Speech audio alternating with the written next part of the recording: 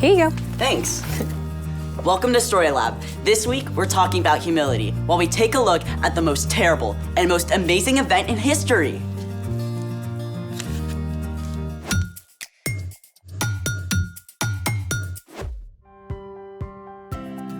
Hey, I'm Skylar. And I'm Sebastian. We're talking about humility, which is putting others first by giving up what you think you deserve.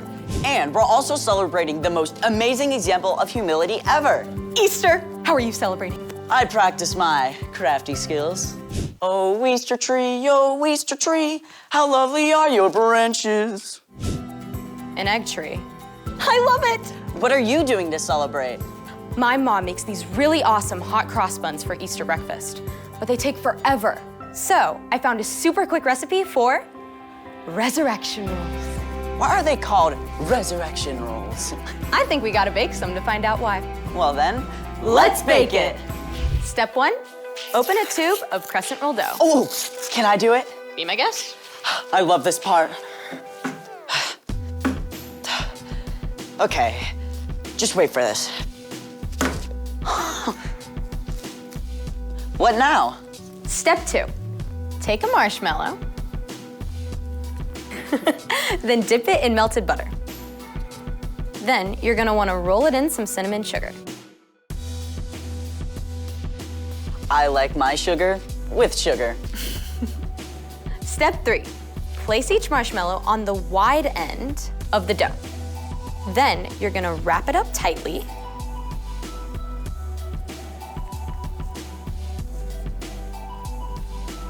Then tuck in the ends.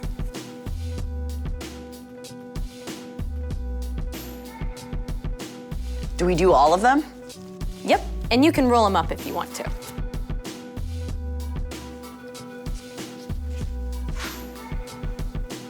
That's it? Well, they have to bake for about 11 minutes. Well, that's just enough time for... The story before the story. Today, we're in John, the 4th book in the New Testament. But before John, in the very beginning, out of a deep, deep love, God made an amazing world. But when people turned away from God, the world was broken. God made a plan to draw people back into relationship. So, at the right time, God sent his very own son, Jesus. When Jesus grew up, he traveled from town to town, teaching and healing. People were ready to make him king. But when Jesus came to Jerusalem for the Passover festival, the religious leaders made plans to get rid of him.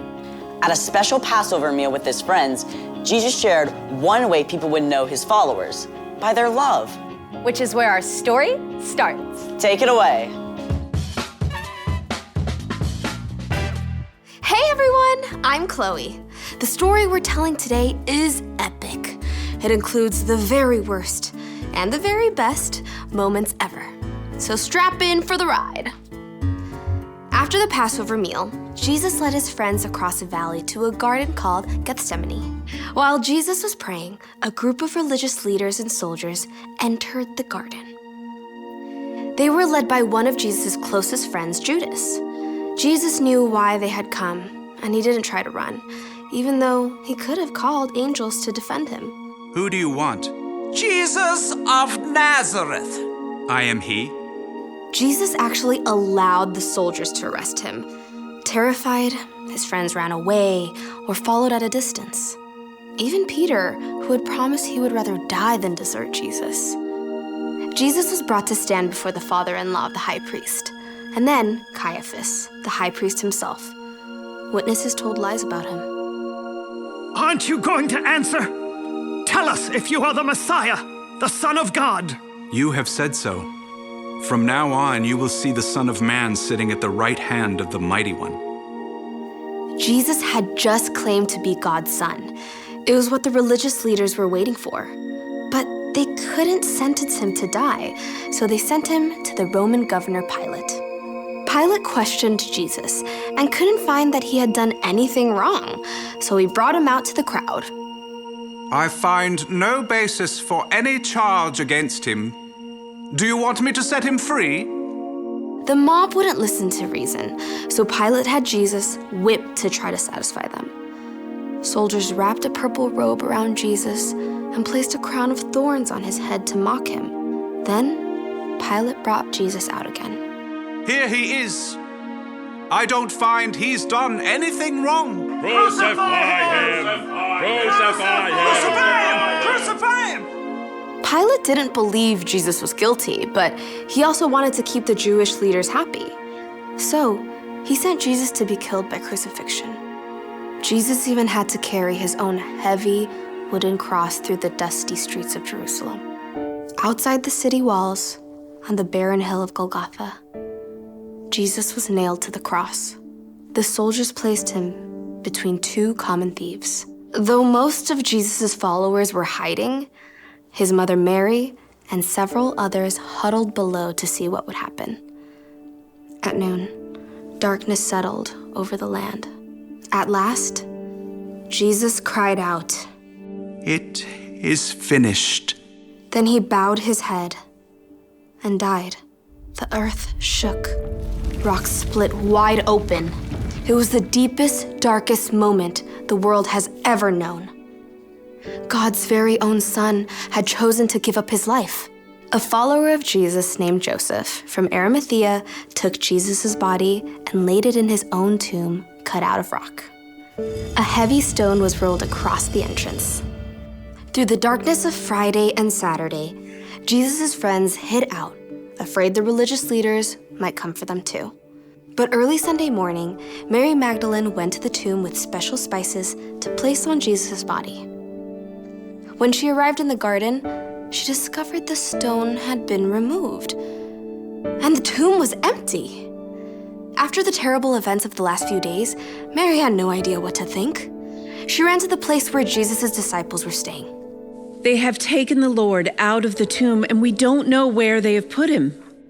Peter and John raced ahead to see what had happened. The tomb was empty, just as Mary had told them. The linen cloths that had been wrapped around Jesus' body lay limp on the stone. Confused, the men left, but Mary had reached the tomb again. In the growing light, she leaned down to look inside, tears clouding her vision. This time, the tomb was not empty. Two brilliant angels sat there. When Mary turned away, she saw a man standing nearby. Woman, why are you crying? Through her tears, Mary thought he must be a gardener. Sir, did you carry my Lord away? Tell me where you have put him. Mary. As Jesus spoke her name, Mary was overcome with joy. She threw herself at his feet. Teacher! Gently, Jesus lifted her up. Do not hold on to me. Instead, go to those who believe in me. Tell them I am ascending to my Father and your Father, to my God and your God. All the darkness of the last few days was swept away. Mary rushed to find Jesus' friends. I have seen the Lord. Jesus' return to life doesn't just mean that he was alive again. It means we don't have to be afraid of death anymore. It means that everything wrong will one day be made right again. It means that anyone who believes in and follows Jesus can have life forever with God. The end. Now that is a story. With an incredible ending. So, what's our part in the story? It's so important to really look at what Jesus did. He's God's son, and yet he chose to become a human and walk here on earth with us. He experienced everything we do, joy and sorrow and pain and temptation, yet he never did anything wrong. And then he chose to give up his life.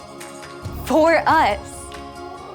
When we believe in Jesus and that God raised him back to life, when we follow him, God takes Jesus' perfect life in place of all the wrong things we've done.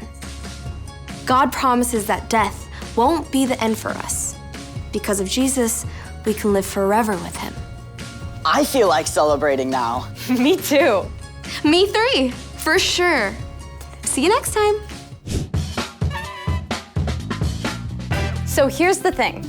Celebrate because Jesus is alive. Bon appetit.